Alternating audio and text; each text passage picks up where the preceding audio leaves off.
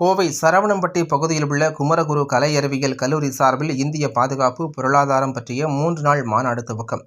இந்திய இராணுவ தலைமை தளபதி பங்கேற்று சிறப்புரையாற்றினார்.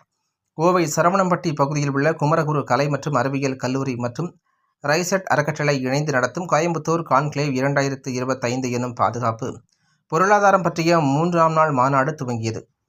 3 நாட்கள் நடைபெறும் இந்த மாநாட்டில் இந்தியாவின் முன்னணி அரசு தூதர்கள், இராணுவ அதிகாரிகள், பொருளாதார வல்லுநர்கள் மற்றும் கொள்கை வகுப்பாளர்கள் ஒன்றிணைந்து உலகளாவிய மாற்றங்களை இந்தியா எவ்வாறு தனக்கான வாய்ப்புகளாக மாற்றிக்கொள்ள முடியும் என்பது குறித்து ஆலோசனை வழங்கினர்.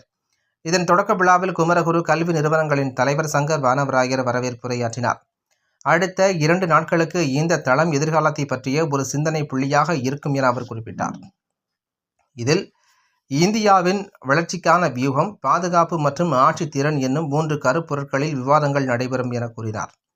இந்தியா சுதந்திரம் அடைந்த 100வது ஆண்டான 2047க்குள் நாட்டை ஒரு முற்றிலும் வளர்ச்சியடைந்த நாடாக மாற்றுவதற்கான இந்திய அரசின் ஒரு தொலைநோக்கு குறிக்கோளான விக்சித் பாரத் 2047 இலக்கை அடைவதில் மாணவர்களின் பங்கு மிக முக்கியமானது என கூறிய அவர், அவர்களை இந்த நிகழ்வில் முழுமையாக ஈடுபட வேண்டும் என வலியுறுத்தினார்.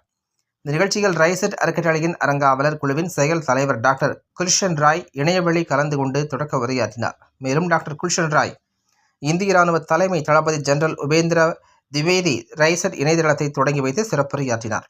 விழாவின் நிறைவாக குமரகுரு கலை மற்றும் அறிவியல் கல்லூரியின் முதல்வர் டாக்டர் தீபேஷ் சந்திரசேகரன் நன்றி உரையாற்றி இன்றைய நிகழ்ச்சியை நிறைவு செய்தார்.